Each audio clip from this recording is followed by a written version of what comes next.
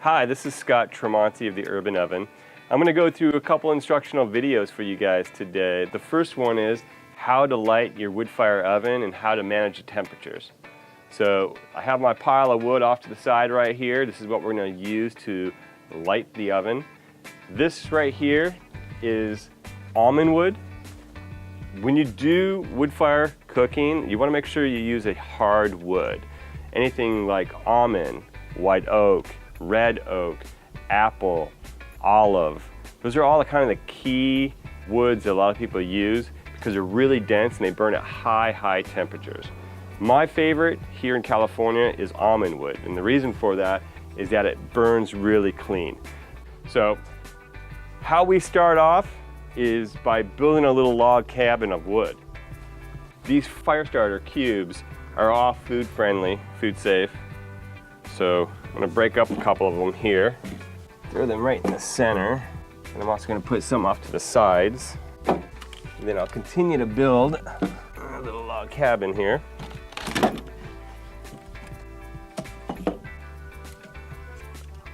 Put a couple off to the side for kindling. If you have some paper plates, newspaper or whatever, it's great to use that underneath the fire just to help jumpstart things. And I'm going to light it right here. My oven just happens to be really warm because we use it on a daily basis, so it won't take much for the wood to dry out and to ignite. So when I first start the fire, I put it at the mouth of the oven. I put it up front like this. So what I'm trying to do is I'm trying to get a nice consistent heat along the floor. So we start with the front of the oven, so that way we can heat up the floor in front, and it will also help heat the dome towards the front of the oven as well. This will sit here for about 10-15 minutes. That time frame may adjust just based on how the frequency of when you use your oven, how often. With me, again, I use my oven all the time. So my 15-20 minutes is more like 5-10 minutes just because my ovens stay hot all the time. But if you haven't used your oven in quite a while, then you're going to want to take a little time bringing the temperature up because you want to get the moisture out of your bricks. The longer you can let it sit here for about 20 minutes, the better. The carbon from the smoke will turn the top of your oven black. As that black starts to burn off and turns white, your oven is nearly up to temperature. As it becomes completely white, then you're ready to cook.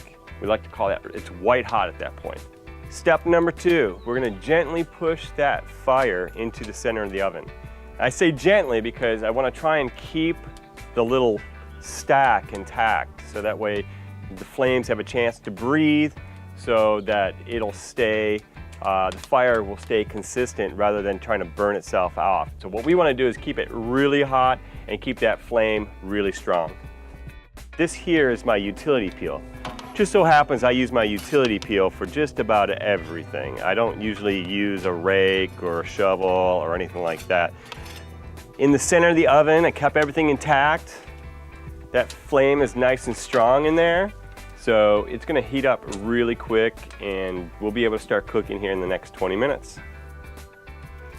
Now we're going to begin phase 3 of preparing the oven for cooking. What we're going to do now is we're going to move the logs to the side of the oven and clean up the surface, preparing for actual cooking. I'm going to take my utility peel. I'm going to move the flame over to the left side of the oven. So let's slide this over.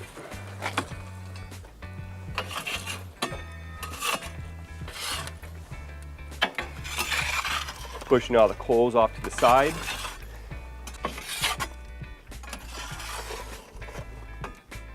At the same time I'm doing that, I'm still going to leave little pockets so that we can get some air into the log so it doesn't smother out the flames. Throw another log over here just to keep that fire going. Push all this back. There's lots of different ways you can clean the surface. My technique is going to be different than everybody else's, I'm sure, or most people's. But what I'm going to do is I'm going to, again, push the coals off to the side. I'm going to get all this leftover stuff push to the back, and then I'm gonna run my utility peel along the back of the wall to get as much ash and coals as possible out of there. I want a clean surface, completely clean surface. The next step is taking out the brush. There's several different types of brushes you can use. I prefer a natural fiber brush like this. With the heat of the oven, they can light on fire. So what I will do ahead of time is I pre-rinse the brush, get it nice and wet so that when I put it in here, it won't ignite into flames. And in fact, the moisture on the brush will also create a little steam, which will also help to clean the surface properly. The other thing you can do is take a bucket of water and a white cloth. I always take my utility peel, I take that cloth in with the water around it, and I wrap it around the utility peel, and I wipe down the surface. So this completes my video on how to prepare your oven. Just a couple things to keep in mind as you go to cook is I always like to keep one log off to the side, drying out. That way I can manage the temperatures a little bit better by keeping a consistent flame. What I mean by that is that sometimes you'll put a log directly onto the fire and it may not ignite. Then all of a sudden, halfway through cooking, it just burst and that log caught on fire and your pizza's now ruined. It's just completely charred. So I like to throw it off to the side, dry it out. That way when I put it onto the fire, it ignites immediately and it maintains a consistent temperature and a consistent flame. I'll demonstrate that a little bit more when I go into actually cooking, but I wanted to show you guys how to properly light and manage it. We've done that. Now stay tuned for some of the other videos that we're going to do, which will be hand stretching, cooking, and even a few of my favorite recipes. Stay tuned. Thanks.